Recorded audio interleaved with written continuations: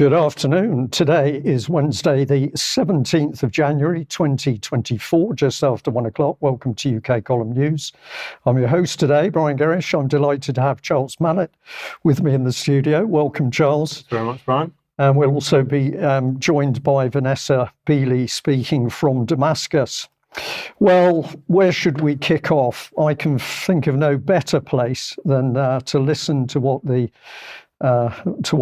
Minister of War is how I'm going to refer to him. I think it's pretty apt, but let's have a little look at what Grant Shapps has been saying over the last couple of days. In 2024, Britain stands at a turning point in our history. You're seeing the proof every day. The world has become acutely dangerous all around us. Our enemies are preparing.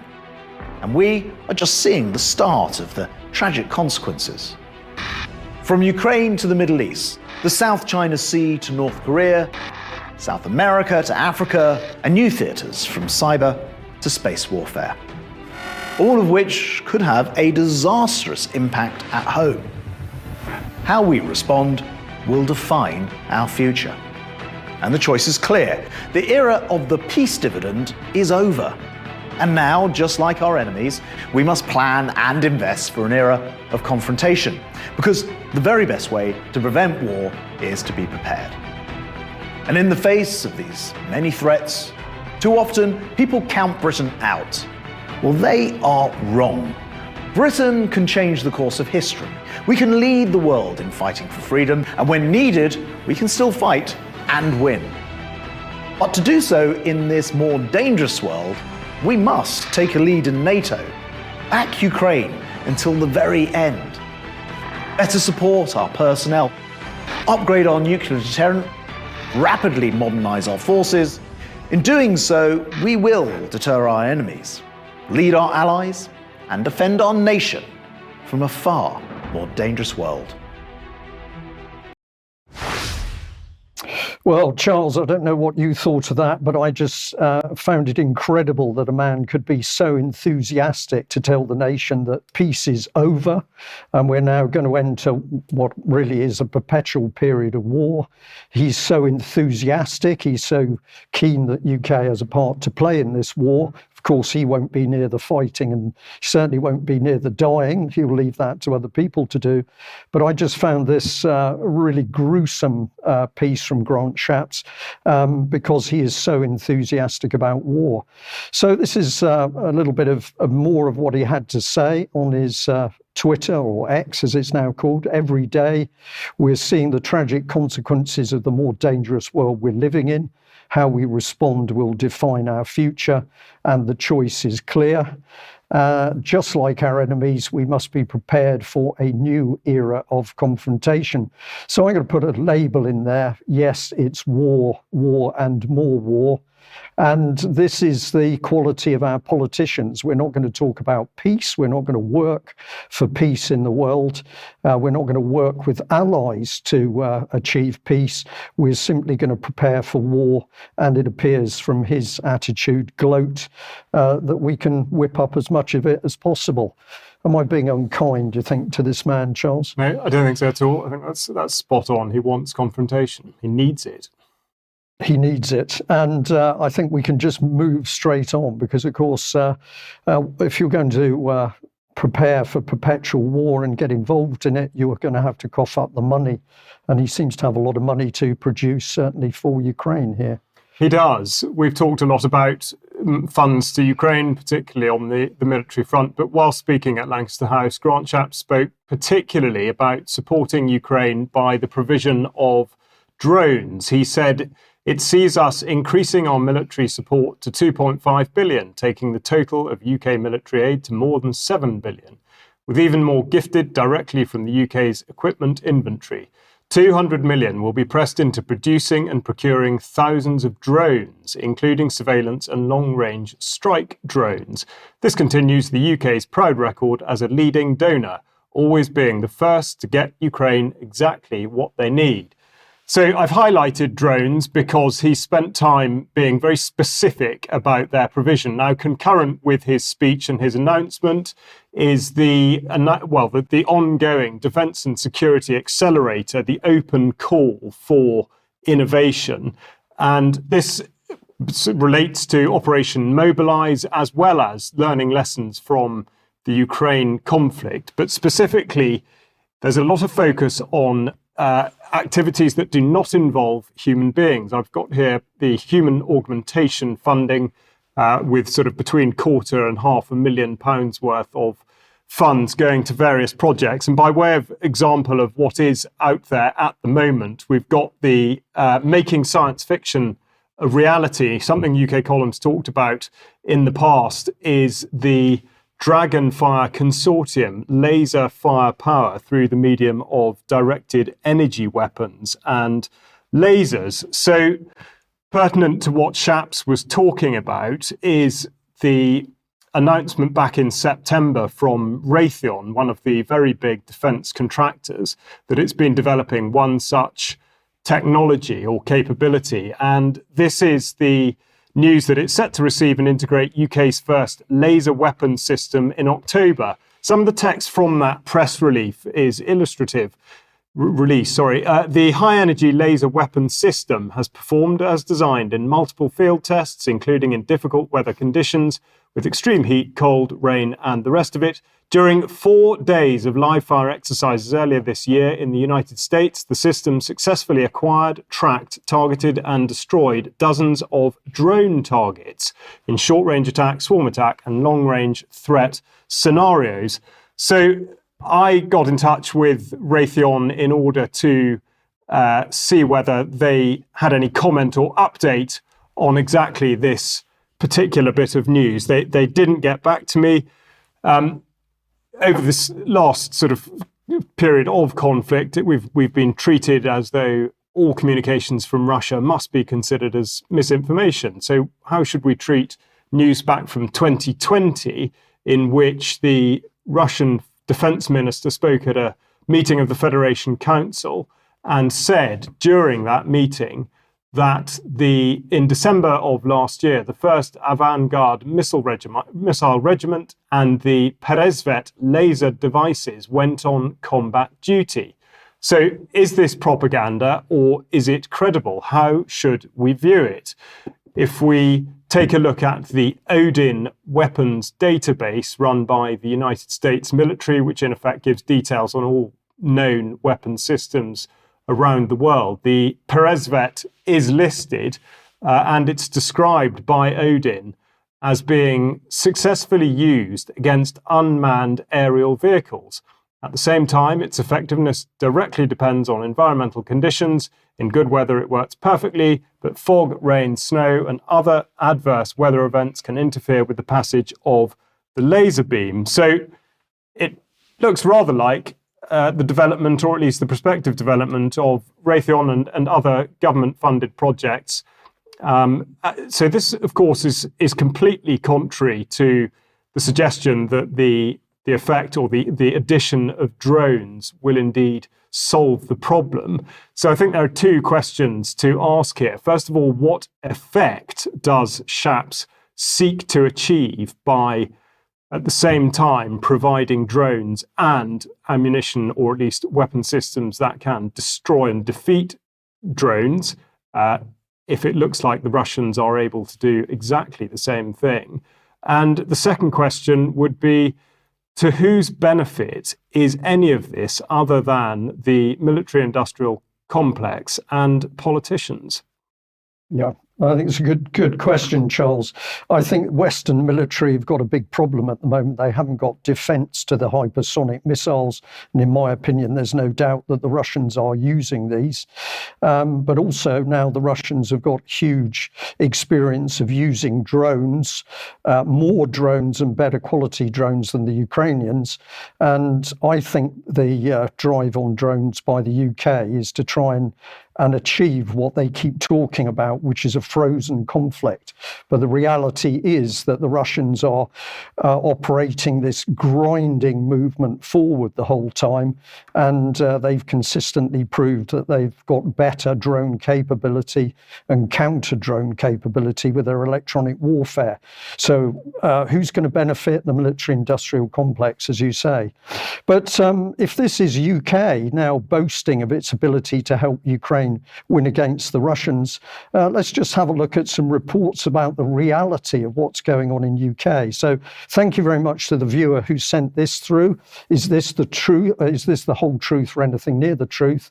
I have a suspicion that this ship is being kept out of range of hypersonic missiles. Now, the gentleman concerned, I think, was talking about the Royal Navy aircraft carriers. But here's the headline: Royal Navy crisis as 3 billion warships, Red Sea mission scuppered by low staff numbers. And now we're really into something, because it's quite clear that behind the scenes, the UK's military is not falling apart, it's being taken apart by policy. And if you want to know how bad it's got, have a look at this from UK Defence Journal. The headline is: Britain has 0 active naval supply ships for the first time. These in my day will be known as the Royal Fleet Auxiliary. They provide ammunition, fuel and stores and other supplies and munitions for the fleet at sea. If we put some text on here, it says, for the first time ever in the modern era, the Royal Navy has no active supply ships and currently depends entirely on allies for the replenishment of stores, including ammunition at sea. The Royal Navy has witnessed its active storeship count drop from 4 in 2009, a pathetic number in my view, to none today. And if we add to that, it mentions RFA, Royal Fleet Auxiliary Fort Victoria, which says is currently the UK's only vessel capable of providing solid stores logistics support to the Queen Elizabeth class carriers. But in a year, she's capable of conducting around 44 replenishments at sea, transferring 27,000 tonnes of fuel or 350 tonnes of ammunition, as well as food and spares. But what's the problem? This ship is not available because she's laid up with a skeleton crew. So whilst we've got Mr. Shapps boasting that the UK is ready to take on Russia in World War III, the reality is behind the scenes, the British military has been stripped, hollowed out, and is clearly, as far as the Royal Navy is concerned, not capable of performing its duties. But UK column has been warning about this. This particular on-the-screen bit from forces.net is from the 20th of October 2020. If I just play it as a little video clip, you will see that the reports are listing all of the closed down military facilities. It goes on and on. There's British Army barracks here listed in 21, 22. There's RAF facilities. There's Ministry of Defence facilities, on and on. This is the closure of Britain's naval capability, while we have Mr. Shapps boasting that he's ready to enjoy World War III. So is he badly informed? Does he not have the mental acumen to understand what's happening? Or is he just being completely deceitful on the British public as to the true state of our armed forces? I suspect it's a little bit of all of those. But if you want to say how bad has it really got, well, apparently we've got to advertise for admirals on LinkedIn in order to run the submarine fleet. Not only have we not got the admirals, apparently, although there's hundreds of them, we don't know where the retired ones are, so we can't pick up a telephone or write a letter. We've got to use a LinkedIn. I'm watching your face carefully on this one, Charles, because I get to a point with this that you simply don't know what to say. It's so bad. Perhaps Grant Shapps would like to step in. Well, certainly we've got some questions. Vanessa, let's bring you in, because we've got calls for war by Grant Shapps, and of course, in your area of interest, we've got people being killed, dying and maimed, and more of it seems to be underway. What's been happening with the court? Yeah, I mean, I don't know if everybody managed to watch the South African presentation and the Israeli defense. In my opinion, the South African presentation was extraordinarily tight and an 84-page submission. The most interesting thing, they made a heavy focus on the genocidal intent. Now, Malcolm Shaw, who was the British lawyer representing Israel, dismissed the genocidal intent as random assertions. So basically, he argued that they didn't have an intent to genocide, so mentions of genocide were just by the way. He also, if you could just move on, Brian. So this was from attorney Tembeka, Kaitubi for South Africa. Senior political and military officials encouraged without censure the 95-year-old Israeli army reservist Ezra Yachin, a veteran of the Deir Yassin massacre against the Palestinians in 1948, to speak to the soldiers ahead of the ground invasion in Gaza. And I quote from him, I quote the triumphant, and finish them off, and don't leave anyone behind. Erase the memory of them, erase them, their families, mothers and children. These animals can no longer live. If you have an Arab neighbor, don't wait. Go to his home and shoot him. We want to invade, not like before. We want to enter and destroy what's in front of us and destroy houses. Well, that sounds pretty genocidal to me. You can also go to a very good website, Law for Palestine, and there they've actually compiled 500 plus statements and incitements by decision makers, army personnel and officers, legislators, journalists and influencers, former government officials, and public expressions. It's also worth noting that Diana Buttu, I watched her in an interview a day ago, and she mentioned the fact she lives in Palestine, and she said that on a daily basis there is an incitement to genocide through public statements. And then basically just look at what's continuing to happen inside Gaza. In the last few days, Israel not only prevents the entry of aid into Gaza, but also kills those who try to receive it. I think it was yesterday that there was 2 trucks of flour that managed to enter into central Gaza. And I think more than 50 people were shot or shelled by Israeli tanks and snipers as they ran, try and get much needed flour from the trucks. And in fact, the truck ran over 2 people and killed them immediately. So he says, out of nowhere, an Israeli tank emerged from behind a mound of sand and opened fire at random. We were attacked by 2 quadcopters at the same time, and I observed a pair of them. Everybody in front was hurt or killed. In a matter of seconds, at least 50 people were killed and numerous others injured. And of course, this includes children particularly. And then I just wanted to show a very quick video of people fleeing from Nasser Hospital in Khan Yunis in southern Gaza, which is meant to be safe. And in reality, having destroyed already 30 out of the 35 hospitals in Gaza, they're now targeting Nasser Hospital, which, as I said, is one of the last operational hospitals in Gaza. And so people are basically now having to flee from there. We can just roll it.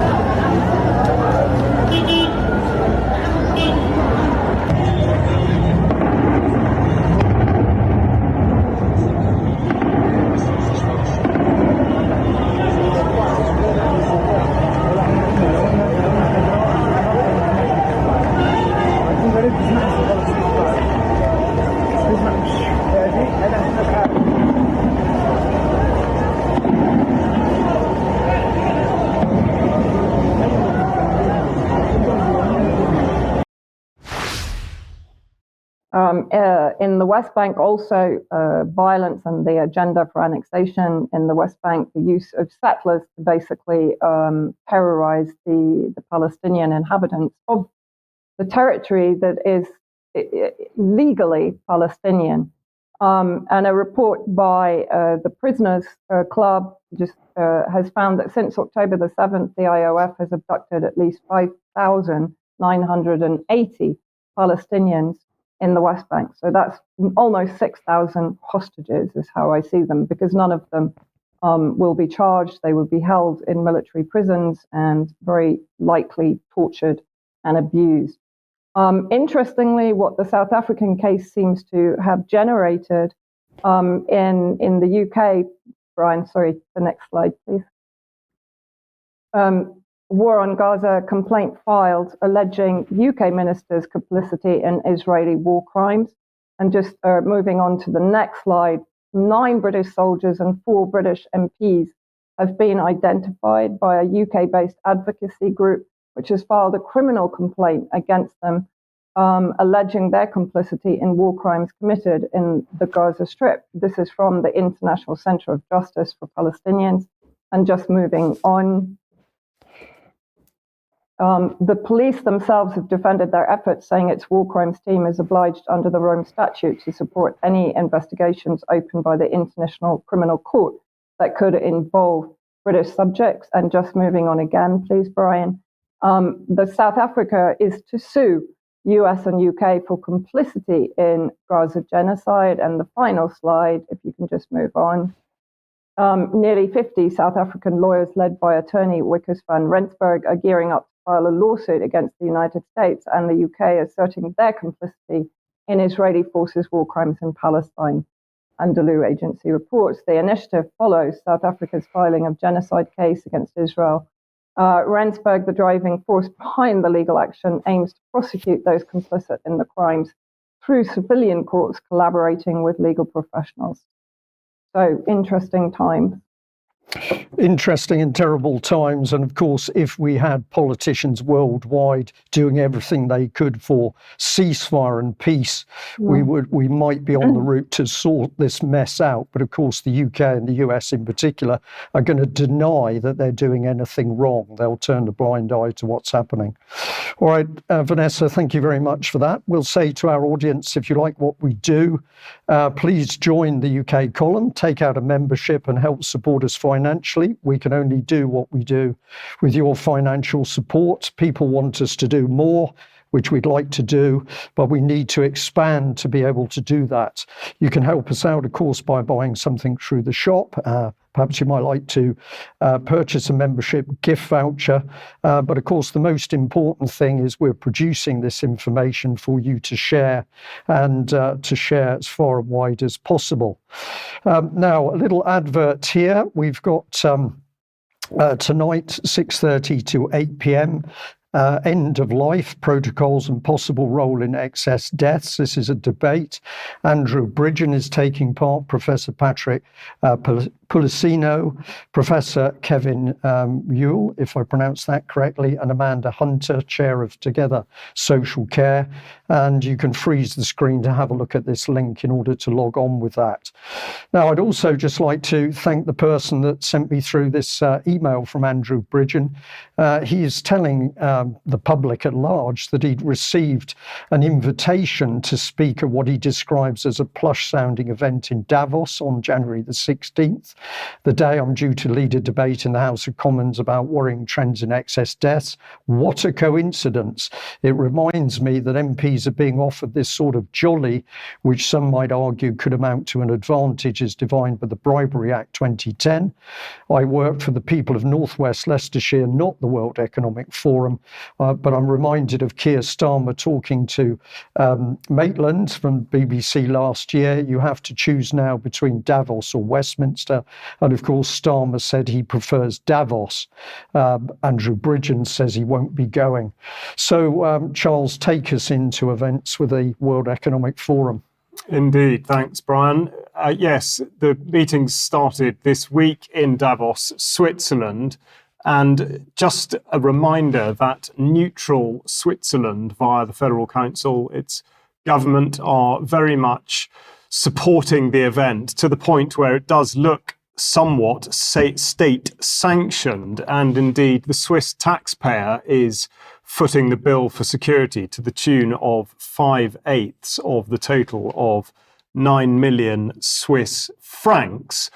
This year, they have 4 themes at the World Economic Forum meeting, one of which is climate, nature, and energy. Now, you'd think in these times of increasing world populations and increasing scarcity of resources, or at least that's what we're told, that a number of these events would concentrate on food production, but not so. Only 2 of the very many events concerning climate, nature and energy do actually talk about food production, one of which is the First Movers Coalition for Food, a World Economic Forum initiative.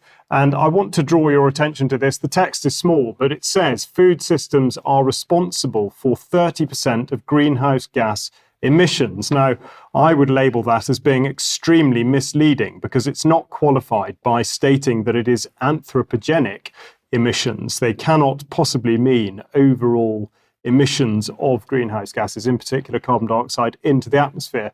Nonetheless, this proves the point that the focus is very much on the climate and the money that can be made out of climate emergency propaganda, for want of a better word, and that money would be going to governments and to global corporations. So who else in Switzerland is concerned with the environment? Well, the Swiss Armed Forces, who have a photograph here of a helicopter with lots of lovely alpine flowers in front of it, and they say that they should strive to protect nature. Well, of course, that's not all they're up to. They are also, through Air 2030, protecting our airspace. Now, I wonder exactly what it is they mean by our airspace. Here we see the air traffic in Davos as being restricted during the meeting. Now, that might be a completely reasonable thing to do given the number of attendees at what is, after all, rather a small place in a mountainous area. But interesting, though, to observe that the text refers to both the Federal Office for Civil Aviation and the Swiss Air Force. So special rules and procedures that have been worked out by both those organisations must be observed for approaches to and departures from regional airfields and heliports. Only specified visual flight routes may be flown. Accreditation is required for pilots and aircraft. Even after accreditation, a request must be made to the Air Force for every flight. The Air Force will then decide whether to grant or refuse permission in accordance with requirements and security considerations. Now, bearing in mind, Switzerland espouses that it is a neutral country, it is of interest and I would say significance that a World Economic Forum event has its airspace controlled not by the Civil Aviation Authority but by the Air Force. What else are the Swiss Armed Forces up to? They have put forward 5,000 troops for the support of the security of the event. And you might say there's nothing unusual in that because, of course, in the United Kingdom, we have the MACA, or military aid to the civil authority. But in Switzerland, it's worth pointing out that conscription still exists up to the age of 25. All males are required to complete a military or civil service after the age of 18. So the involvement with the World Economic Forum, as though, as I say, it is a state-sanctioned entity, is interesting to say the least. Now, specifically, the Command or Commando Cyber provides support for the communication between all cantonal police and armed forces security forces. This requires secure networks like the Swiss Command and Control Network, which are independent of civilian providers. However, the data is transmitted in encrypted form from node to node. Civilian systems and the systems used by land forces and the Air Force are integrated into the overall system. This means that all networks are centrally monitored jointly by all partners, i.e. the Air Force, land forces, sectors of the CSO and external companies. So again, what this means is that they've got armed forces who are, well, it's certainly questionable as to whether they are protecting Switzerland or whether they're protecting the World Economic Forum, and indeed the precedent of having that their communication networks synchronized with those of civilian entities is interesting to say the least, and one wonders how long it'll be before 77 Brigade here form a relationship with the World Economic Forum. Yeah, lots of questions there, Charles. We could have quite a discussion on that, but let's get into the meat of Davos, and what better place to start than with Mr. Schwab, our world leader, unelected. The brutal aggression on the 24th of February 22 reminded us that we cannot have global prosperity without peace and security. Nearly 2 years since the war, Ukraine still stands. Its people stand and fight on a daily basis to protect the interdependence of their homeland. Thanks to your leadership, Mr. President, as well as the determination of every Ukrainian citizen, your country has remained incredibly resilient in response to the war.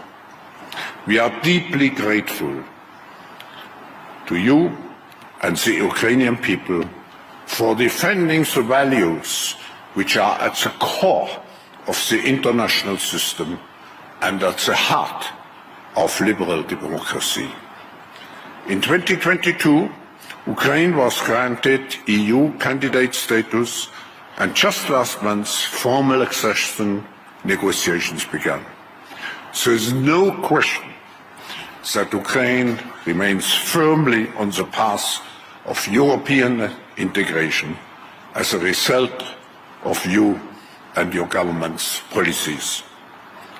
We are eager to hear from you on what lies ahead for Ukraine in this critical time for your country, not only for your country, for Europe and for the world.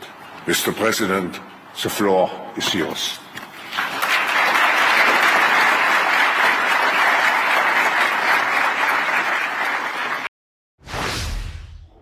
Well, there we are. We can go home because we haven't got to worry about life. We haven't got to worry about democracy or being protected or people looking after us because President Zelensky of Ukraine is going to do all that for us, according to Mr. Schwab, a man who's standing on an international platform completely unelected, but protected by the Swiss military. What an incredible situation. So let's listen to what can only be described as a rant. I've had to cut this short, but I think you'll get the impression from Zelensky himself, who has only one man to blame for all of the world's ills.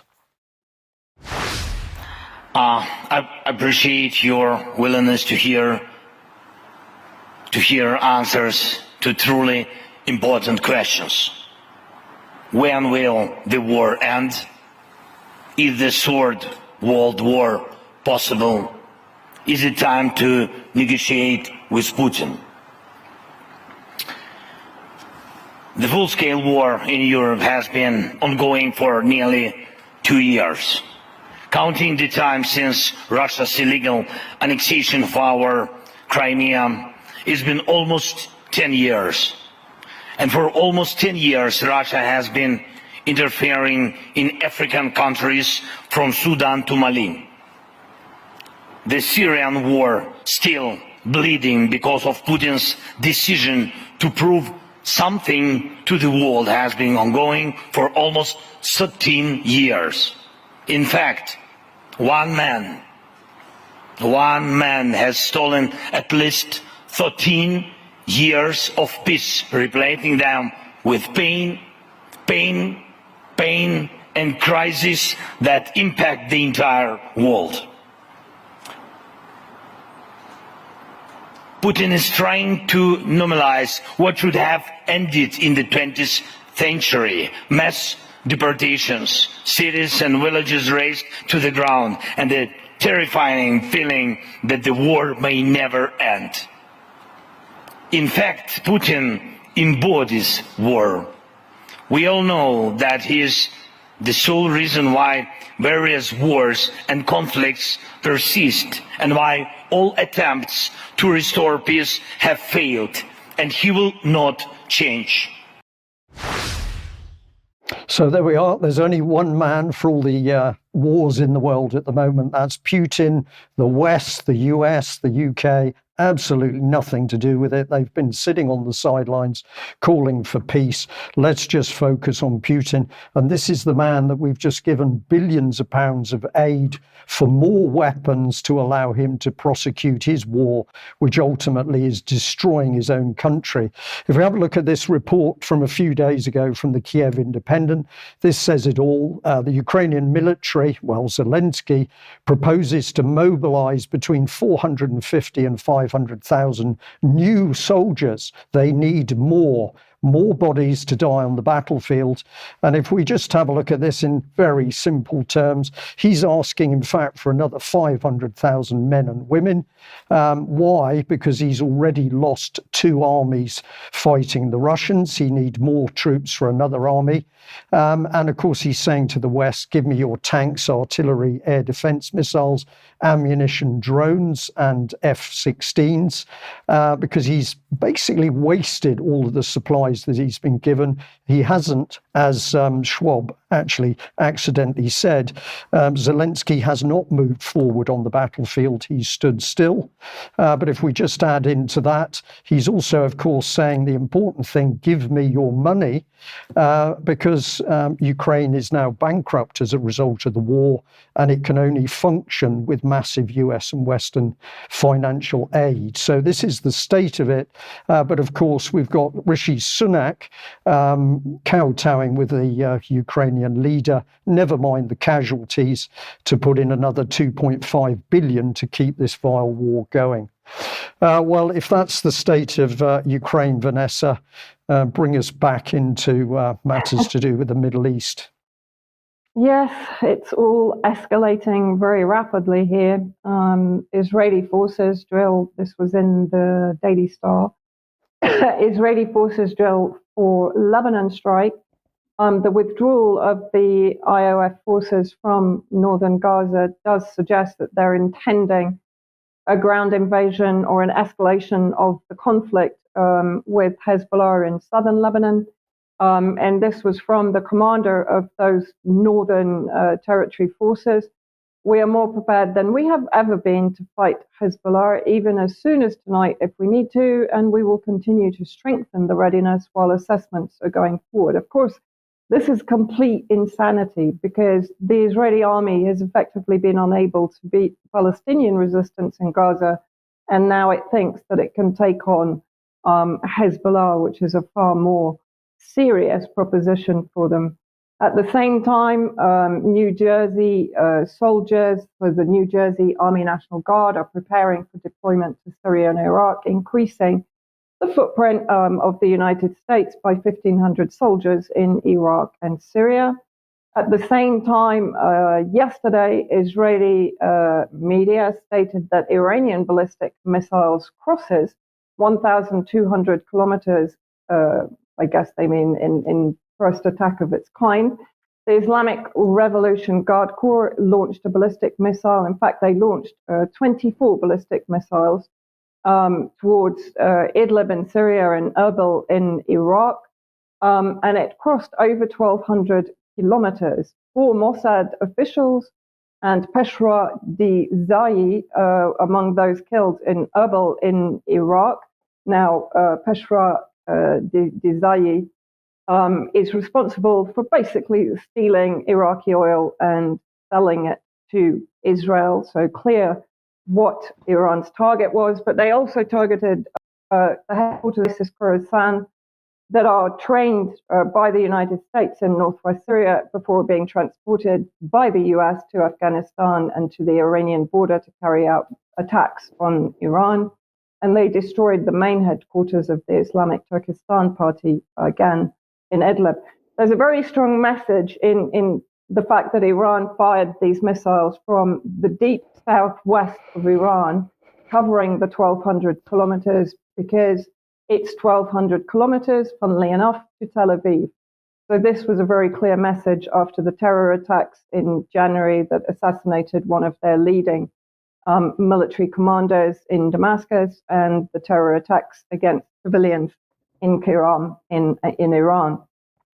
Again, After ignoring warnings, Israel-bound Greek ship was targeted, so the Yemeni forces are continuing their attacks on Israeli-bound ships. They're making it very clear that they're not attacking general shipping, only those that are connected to Israel or are bound for Israel. At the same time, reviving ISIS, a US weapon against the resistance axis. Just moving on, there have been multiple attacks by ISIS in Syria since October the 7th. Clearly, it has definitely been rejuvenated here in Syria. Iraqi security forces are warning of an ISIS revival in the country, which coincides all too neatly with the spike in Iraqi resistance operations against US bases in Iraq and Syria, and with widening regional instability caused by Israel's military assault on Gaza. It's also interesting that apparently, according to intelligence sources, the information they provided for this article, ISIS is being trained inside some of the most impenetrable areas of Iraq by the United States, which makes you wonder why those 1,500 soldiers are so necessary right now, when, of course, the US is claiming to be fighting ISIS. Okay, thank you very much for that, Vanessa. Well, of course, the weapons systems are really bringing things home, because there is no doubt that the US and the UK, NATO, and the European Union, if we want to call that a military force in its own right, have been outplayed by development of these systems. And so we're in a very fragile situation. And of course, the rhetoric of the West and the US over many years about the capability of their military is now being sorely put to the test. So yes, the situation is incredibly volatile. And again, this surely is the reason that we should have politicians calling for peace and not for more war. Charles, I don't know whether you've got anything to add on that, but I can't imagine that American ground forces are feeling very confident about being sent out there with a few thousand of them. No, I would think not. But the trouble is that I don't think peace pays quite so well. That is certainly true. Well, let's change subject and come on to democracy and how it works in the UK. And I came across this very interesting report from the courts and tribunals judiciary that apparently there was groundbreaking family court reporting pilot, which was being rolled out to 16 more courts across England. And it says that there's a transparency implementation group reporting pilot, which for the first time made it the default position that the media could report on family cases, and this will be extended to 16 courts across the country. But the courts that will be taking part in the pilot from Monday, the 29th January, are Northwest, Liverpool, Manchester, in the Northwest, Liverpool and Manchester, Northeast, West Yorkshire, Kingston upon Hull, Midlands, Nottingham, Stoke, Derby, Birmingham, London, Central Family Court, East London, West London, Southwest, Dorset and Truro, and the Southeast, Guildford and Milton Keynes. Now, all this sounds extremely interesting because, of course, UK Column has pointed out for many years that family courts are effectively star chambers with a judge and no jury, and the families are invariably facing teams of professionals who clearly want to take their children. But let's have a look at what the head of the president of the family division had to say about this. He said that extending the reporting pilot to family courts across the country is a huge step in the judiciary's ongoing work to increase transparency and improve public confidence and understanding of the family justice system. I didn't get a warm feeling that the president of the family division didn't really understand his own system, but apparently they need to do this to find out. After pioneering a year of reporting from Leeds, Cardiff and Carlisle, journalists and legal bloggers will be allowed to report from a further 16 courts. And he went on to say that we hope that in extending the pilot further, we can continue to understand the impact that family court reporting has. So they don't even appear to understand what the existing reporting does achieve. Sandra McFarlane goes on to say, I would like to urge the media to read the guidance and come to the family courts to see the vital and challenging work that is done there and to report on the cases and issues that are so important. Now, I can't give you too much detail, but we can at least put some of the documents up on screen. This is the statement by the head of the family law courts himself. And let's just bring in a bit more text. My overall conclusion is that the time has come for accredited media representatives and legal bloggers to be able not only to attend and observe family court hearings, but also to report publicly on what they see and hear. Reporting must be subject to very clear rules to maintain both the anonymity of the children and family members who are before the court and confidentiality with respect of intimate details of their private lives.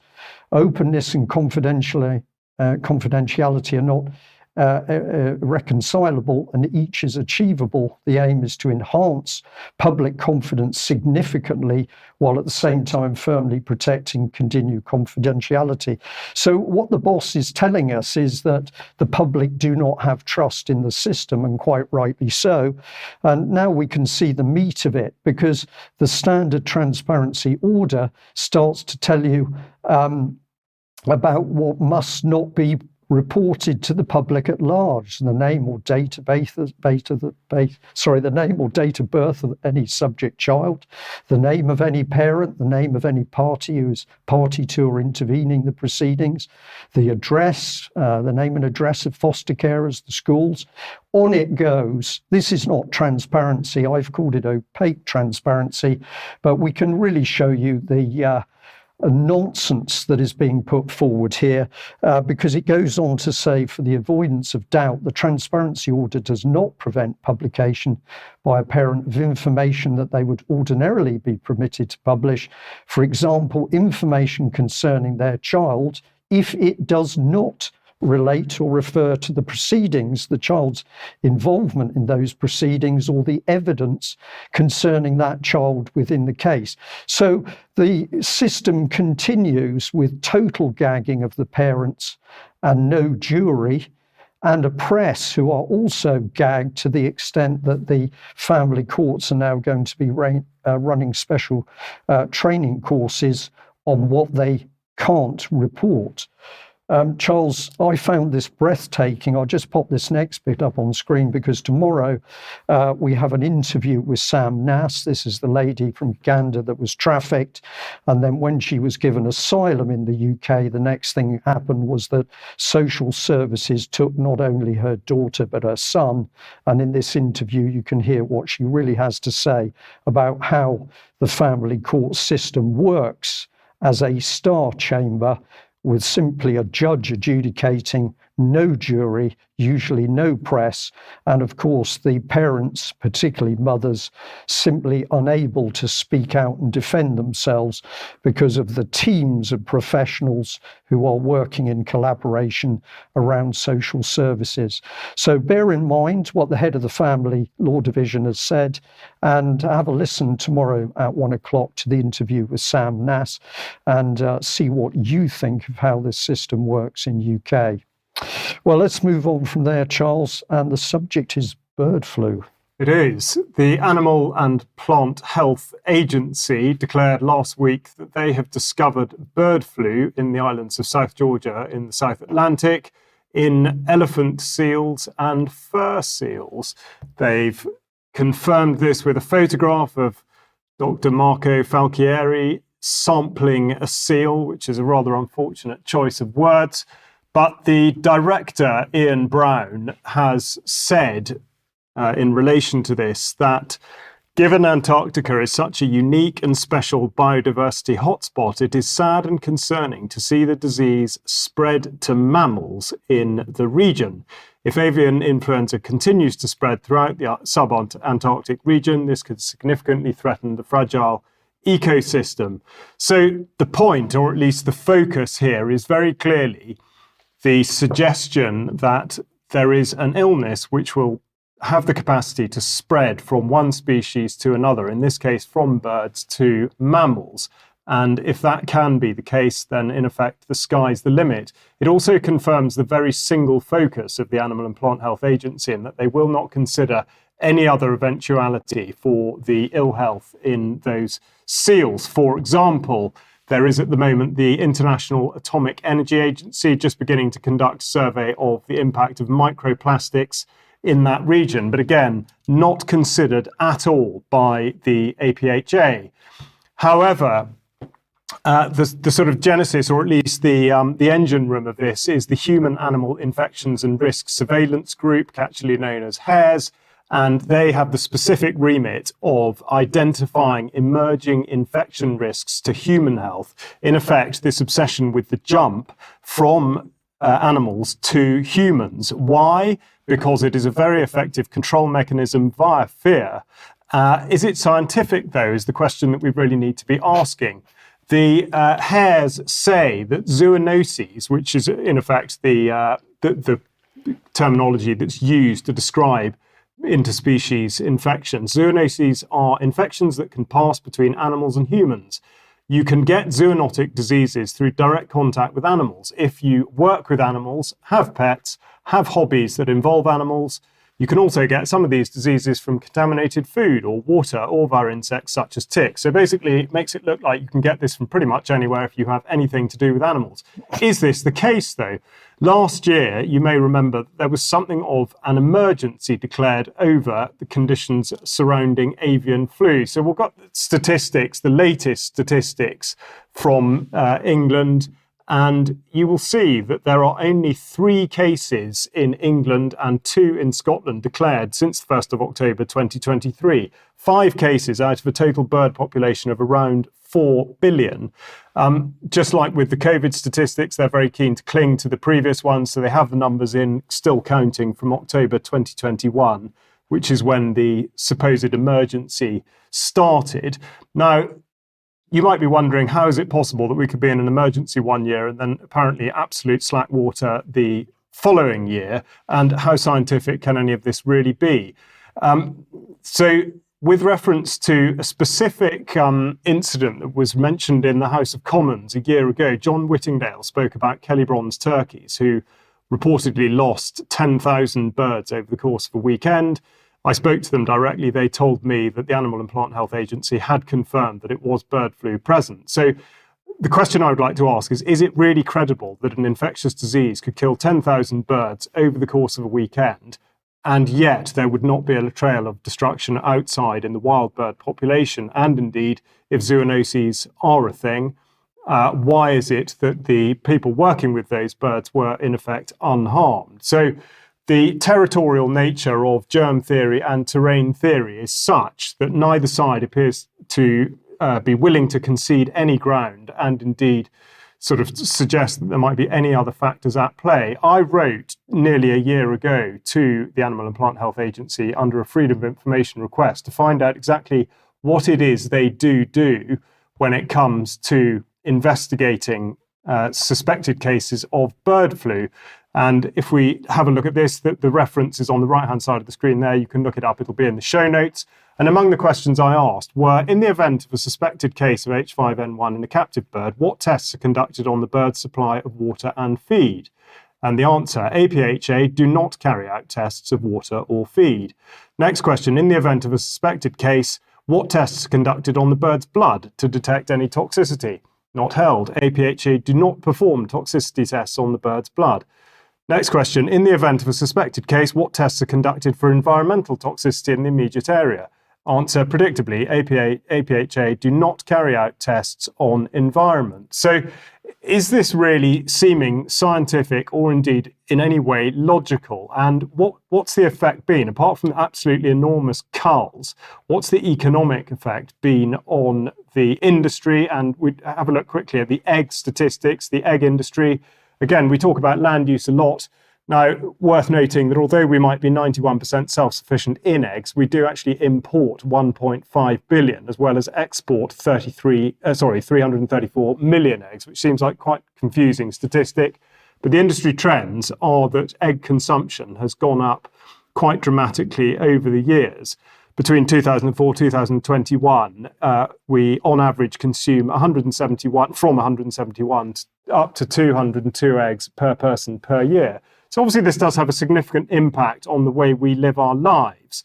Now, you might be thinking, what direction is this going in? And you'd be right to ask such a question. Of course, in times like this, the suggestion of vaccination is never far from the headlines. With specific regard to avian influenza, it is currently the case that regulations prohibit vaccination of poultry. The current UK policy on bird flu vaccination is not to permit the vaccination of birds, either for disease prevention or as a disease control response. So if you're thinking about this as a human being and how that impacts on you, you'd be quite right to.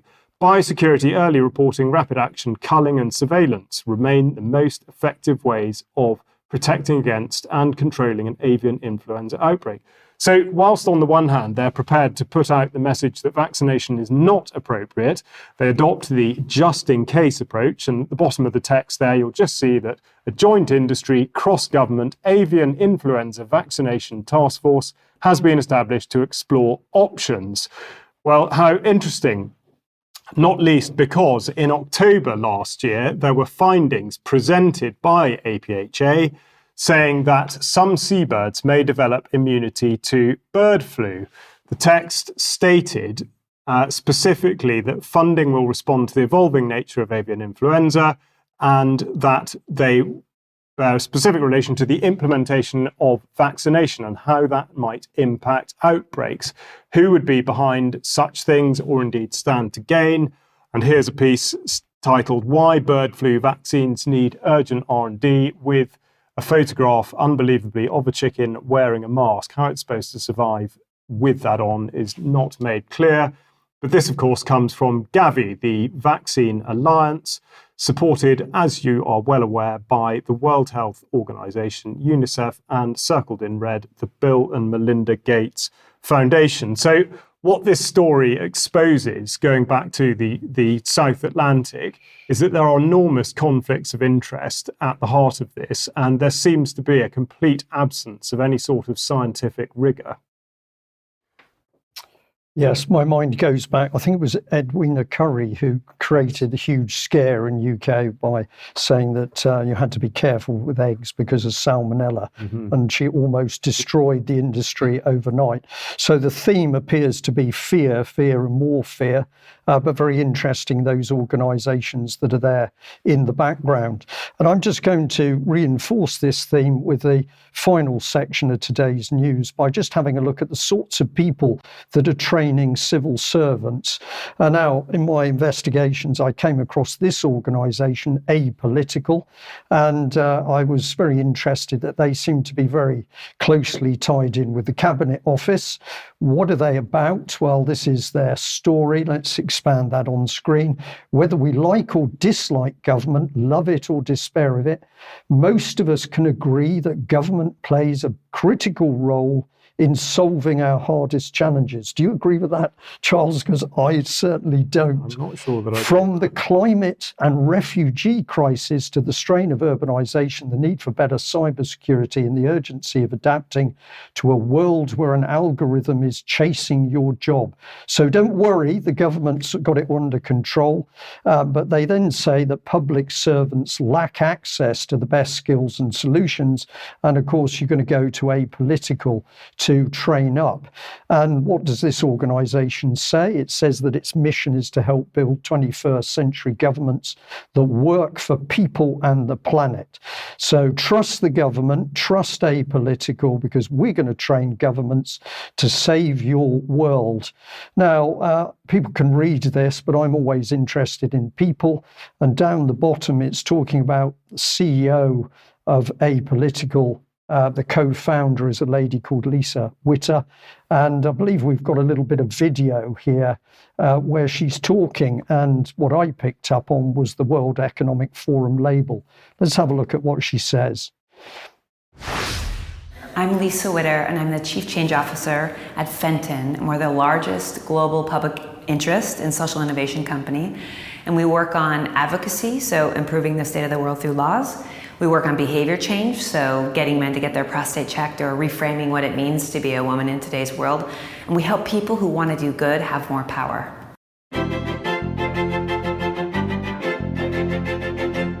This is truly global, and not just global in the people who are sitting there, but global in perspective. And so you're all the time being challenged about what norms are. And there's a lot of assumption challenging, which I think is the only way to really break through and solve problems. The other thing is, when you walk into a room with so many successful people, whatever that means, oftentimes the egos are larger than the actual intelligence. And I find that the YGL community, there's a really strong tenet that you check your egos at the door and you come in really ready to do what you need to do to solve problems.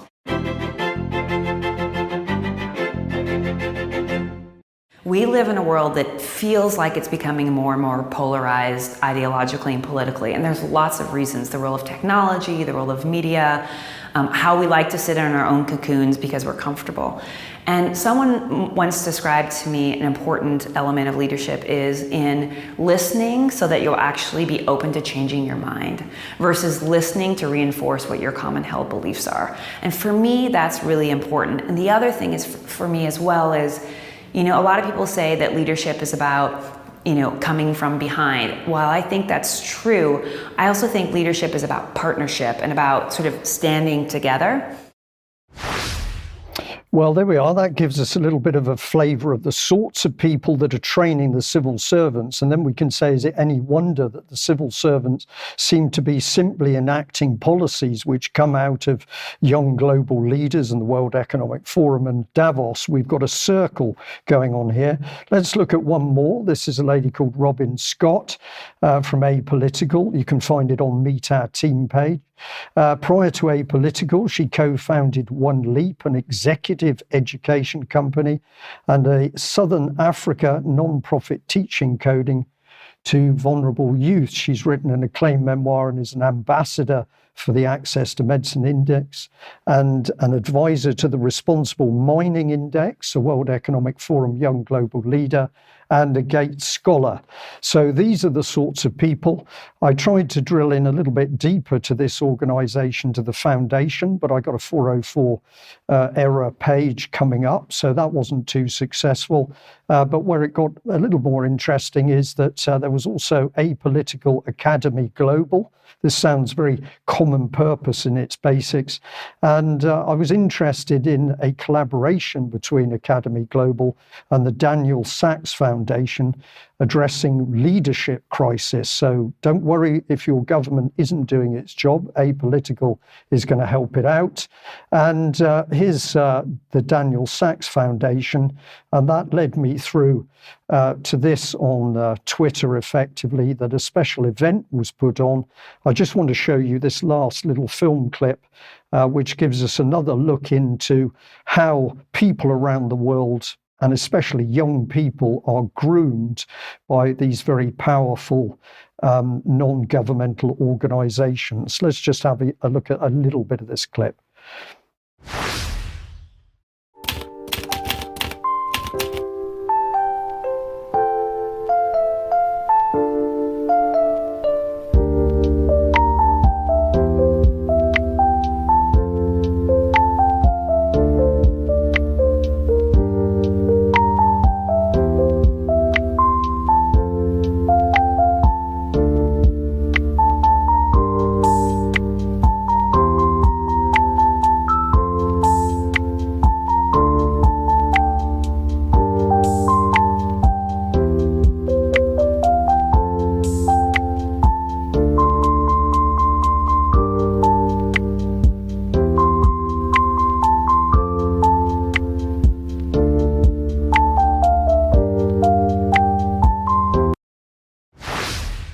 So I found that a very informative clip, because essentially you've got what are vulnerable young people being taken into what is clearly ultimately a political environment. They're fed champagne and fine food. And what is this doing? It's effectively grooming them politically. And these are the individuals that will then spread the agenda back through into the political system, be it the US or the UK or the European Union. And at one point in that video, there was a young lady, probably from the Middle East, but serving food. And that was the reality of her position, while the others were drinking champagne. But this is the reality of the sorts of organisations that are training our civil servants. And is there any wonder why we have such bizarre decisions being made in policies in our political system here in UK? We must end there. So I'm going to say, Charles, thank you very much for joining me today. Thank you also, Vanessa. If you're a member of UK Column, we will have extra in a few moments, and we'll look at some of these subjects in a bit more detail. But we're going to say to you out there, wherever you are in the world, thank you very much for joining us today. And we will be back at the same time on Friday. Thanks for joining us. Bye-bye. Bye-bye.